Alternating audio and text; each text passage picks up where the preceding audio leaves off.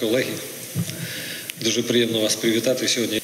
Перед тим, як прийти в політику, треба зрозуміти, чітко зрозуміти, хто ми, що ми, звідки і що у нас було.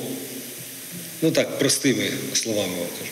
Тому я вас дуже прошу, і на останнє хочу сказати, я дуже вас прошу, є така фраза: «Надо любить не себя в Одесі, а Одесу в себе». Я хотів би, щоб ви з цим йшли по життю. Тому що у нас Одеса, мама, вона одна. І це наше місто. Наше місто. Но разом ми і є країна.